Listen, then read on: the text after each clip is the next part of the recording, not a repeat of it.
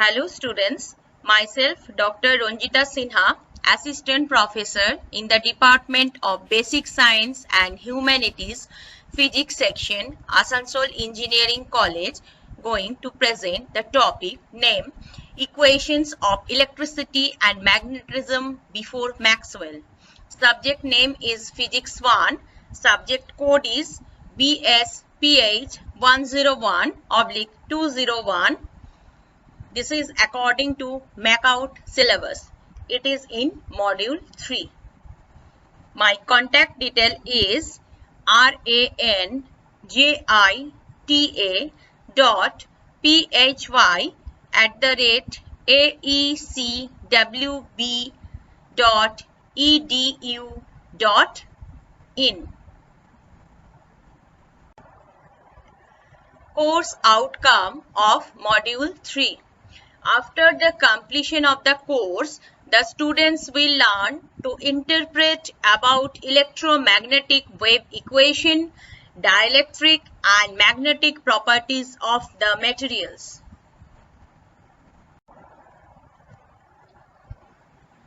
Now first I will discuss what is flux of electric field.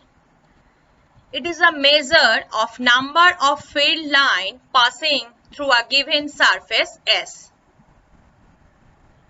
Now flux, it can be written as phi E, that is surface integration E dot dA or E dot ds.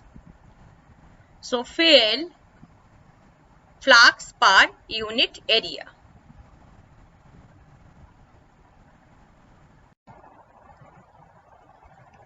Gauss law.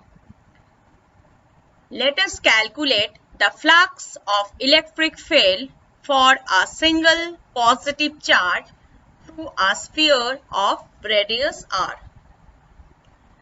We can write E dot dA surface integration, that is equal to 1/4 pi epsilon 0 q by r square into r hat dot r square sin theta d theta dr d phi r hat.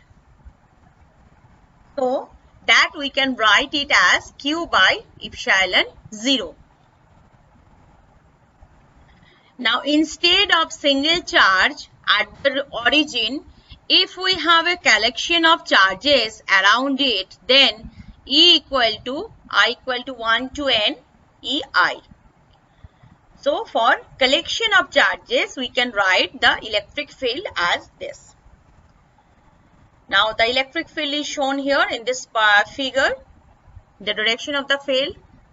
Now E dot dA integration equal to, we can write it as I equal to 1 to n. In place of E, we are writing it in this way, I equal to 1 to n summation over EI dot dA. So again we are writing it as, putting this outside, I equal to 1 to n integration surface integration EI dot dA, that we are writing at I equal to 1 to n summation over I equal to 1 to n, that into QI by epsilon 0. Now we can express this as surface integration E dot dA, that is equal to Q ENC by epsilon 0, that is charge enclosed by epsilon 0, Q enclosed by epsilon 0. So this is the Gauss law in integral form, and this is the first Maxwell equation in integral form, because the first Maxwell equation is the Gauss law. Now the Gauss law in differential form we will prove. So the integral form of Gauss law, that we know, surface integration of E dot dA equal to 1 by Q0 Q ENC. Now applying Gauss divergence theorem, we can write surface integration E dot dA equal to volume integration divergence of E dV. Now for charge distributed over a volume, we can write charge enclosed equal to volume integration of rho dV.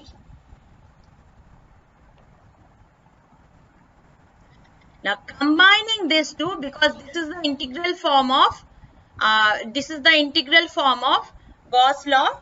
Now we will convert this law to the differential integral form to differential one. So for this, combining these two, we are putting it here in this equation, and in place of E dot dA, we are writing that volume integration of divergence of E dV, and in place of Q enclosed, that is, we are putting volume integration of rho dV by epsilon 0 as it is.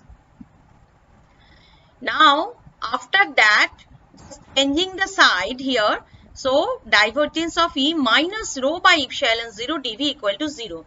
This is true for any arbitrary chosen volume. So from here we can write this divergence of E equal to rho by epsilon 0. So this is the differential form of Gauss law and also the differential form of Maxwell first equation. Absence of magnetic charge. No isolated source or sink of magnetic field exists. This is not the true case, but here this figure is true. Now here this is the North Pole and this is the South Pole. Now Gauss law for magnetism. Divergence of B equal to mu 0. Magnetic charge density enclosed, that is equal to 0. So divergence of B equal to 0. This is the differential form of second Maxwell equation. Now if we apply Gauss divergence theorem here, and if we take the volume integration on both sides, then we can write this as volume integration of divergence of B dV equal to 0. Now if we take the surface integration, if we change the volume integration to surface integration applying the Gauss divergence theorem, then we can write B dot dA, that is surface integration equal to 0. So what we are doing here, we have this expression divergence of B equal to 0. Then we are taking the volume integration on both sides. So what is this? Then volume integration of divergence of B dV equal to 0. Now applying Gauss divergence theorem here, we can convert the volume integration to surface integration, and the above equation becomes surface integration B dot dA equal to 0. So this is the second Maxwell equation in integral form. In this slide, I will discuss that magnetic field can produce an electric current. We know that electric current produces magnetic field in a nearby space. It turns out that the reverse can also happen. A magnetic field can produce an electric field that can drive a current. This link between a magnetic field and the electric field it induces is called the Faraday's law of induction. EMF. The EMF of an device is the work per unit charge that device does in moving charge from its low potential terminal to high potential terminal. The EMF is shown here, that is E, that is the EMF is shown in this circuit. Now the expression of EMF, that is equal to dW by dQ. And now that can be expressed as integration E dot dl. So this is the expression of EMF. Next, magnetic flux. In order to formulate Faraday's law quantitatively, let us first define magnetic flux phi B. The magnetic flux through the loop, that is the loop magnetic flux, that is phi B equal to B dot surface integration B dot dA. Here dA is the surface vector. So here dA is shown in her direction, and this is the direction of B, and this is the angle phi. Now its magnitude, here dA is the surface vector, its magnitude is equal to the differential area dA and the direction is perpendicular to the differential surface. In a special case, when magnetic field is perpendicular to the plane of the loop, angle between B and DA, so the angle between B and DA vector is 0 degree. If the field is also uniform across the plane, we get phi B equal to integration B dot dA, that we will write here dA equal to that vector, that is dA cos 0. So we can write it as B into A. The SI unit for magnetic flux is 1 Weber. That is 1 Weber. That is 1 Tesla meter square.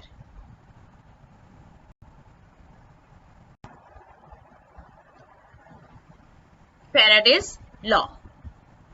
So we know that is E equal to minus d phi B by dt. Now E dot dl integration equal to minus del T of surface integration B dot ds. Now here if we apply Stokes theorem, then line integration will be changed to surface integration. So here E dot dl, this integration will change to surface. So this is E dot dl will change to curl of E dot ds. Now this side as it is, so minus sign is here. So del B by del T dot ds. This is true for any arbitrary choice of the surface enclosed by the loop. So we can write it that curl of E equal to what? Minus del B by del T. So what is this equation? Line integration E dot dl minus del T of B dot ds surface integration. This is the Faraday's law of electromagnetic induction. This is the integral form. And this is the differential form of Faraday's law. And what is the differential form? Curl of E equal to minus del B by del T. This is also the third Maxwell equation in differential form, and this equation, this is the third Maxwell equation in integral form. We have to note that electric field is not conservative in general. Next, we are going to discuss Ampere's law. Ampere's law states that the line integral B dot dl of the magnetic field B along any closed loop is equal to the net current encircled by the loop multiplied by mu 0. The mathematical formulation of Ampere's law is line integration of B dot dl equal to mu 0 E and C. So the current encircled, INC means the current encircled. The closed loop along which integration is to be done is called the Amperian loop. Ampere's law can be derived from the law of Biot-Savart. The law of Biot-Savart combined with the principle of superimposition can be used to determine B if we know the distribution of currents.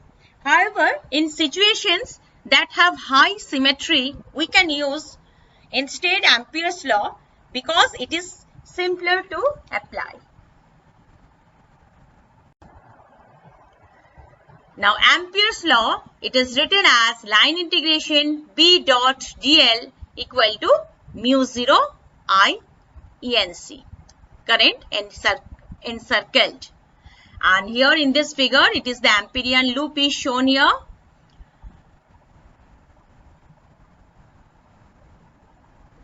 Now if we apply Stokes theorem, then what we will get?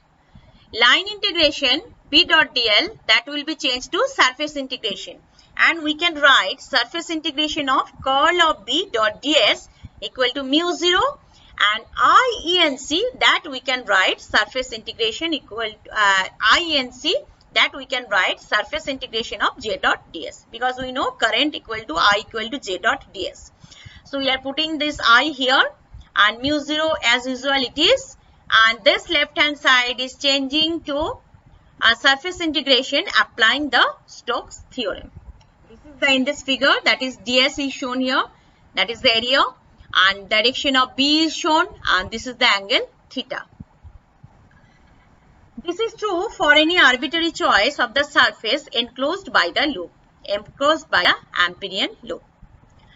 Now from here, if we compare both sides of this equation, then we can write curl of B equal to mu 0 J. J is the current density.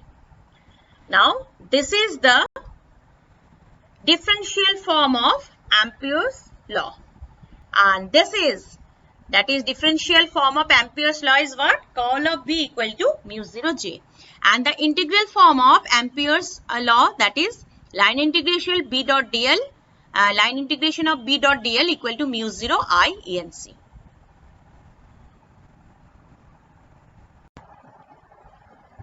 Next, going to discuss the equation of continuity. Now here we know that equation of continuity, that I equal to dq by dt. We know the current equal to minus dq by dt. We are considering, that is, let us consider a volume V of the conductor enclosed by a surface S. If rho is the volume charge density, then the total charge Q enclosed within the volume Q is given by Q equal to volume integration of rho dV. We know this. And also we know this, the current I equal to surface integration of J dot ds, and J is the current density. So here we can write it as minus ddt of volume integration of rho dV. From the conservation of charge, we can say that charge can neither be created nor destroyed. The amount of incoming flow of charge, that is I equal to J surface integration of J dot ds, that must be equal to the rate of decrease of the total charge, that is minus dq by dt inside the volume. So J dot ds, that is equal to minus dq by dt, and q we know, that is volume integration of rho dV. So we can write this expression I equal to minus dq by dt, that equal to surface integration of J dot ds equal to minus ddt of volume integration of rho dV.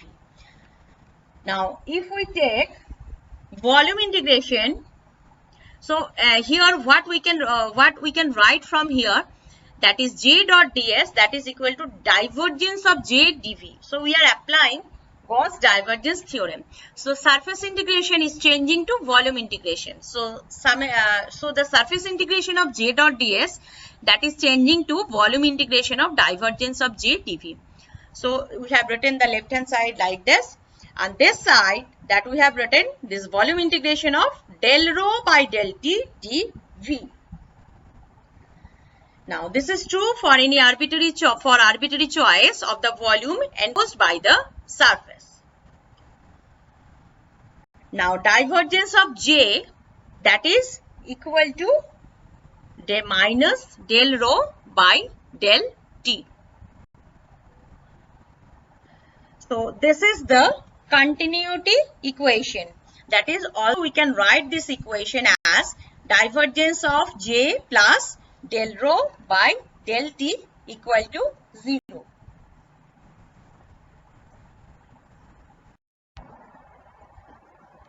Equations of electricity and magnetism before Maxwell. First one is divergence of E equal to rho ENC by epsilon 0. This is the Gauss law, differential form of Gauss law. Second one is curl of E equal to minus del B by del T. This is the differential form of Faraday's law. Divergence of B equal to 0. This is the Gauss law in magnetostatics. It proves that magnetic monopole does not exist. Fourth one is curl of B equal to mu 0 J. This is the Ampere's law. differential form of Ampere's law. And divergence of J plus del rho by del T, that is equal to 0. This is the equation of continuity. Ampere's law, reviewed by Maxwell. Curl of B, we know curl of B, that is equal to mu 0 J from the Ampere's law. Now taking divergence, we get divergence of curl of B, that is equal to mu 0 into divergence of J. Now the curl of the divergence of any curl, that is equal to 0, we know.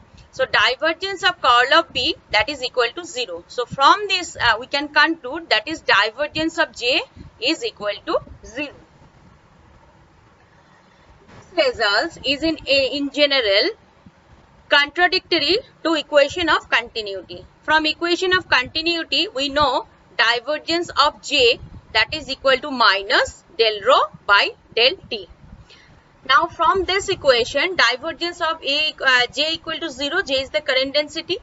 So if divergence of J equal to 0, then del rho by del T is equal to 0. So if del rho by del T equal to 0, then rho is static. So rho is static charge density.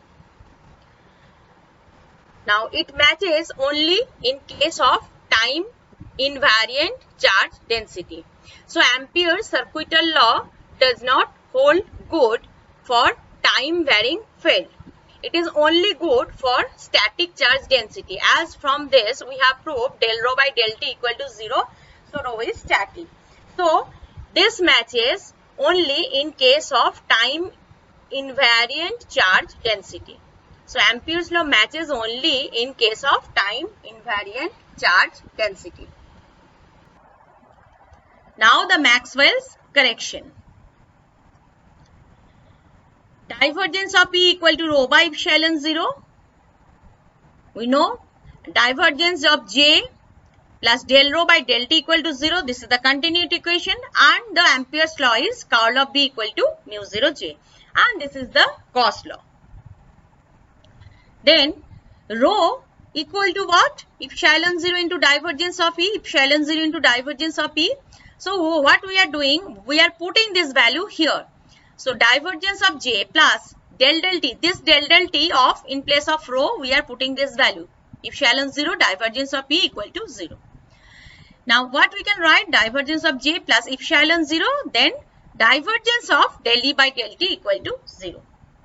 So from here again we can write, putting that divergence outside. So divergence of J plus epsilon 0 del E by del T, that is equal to 0.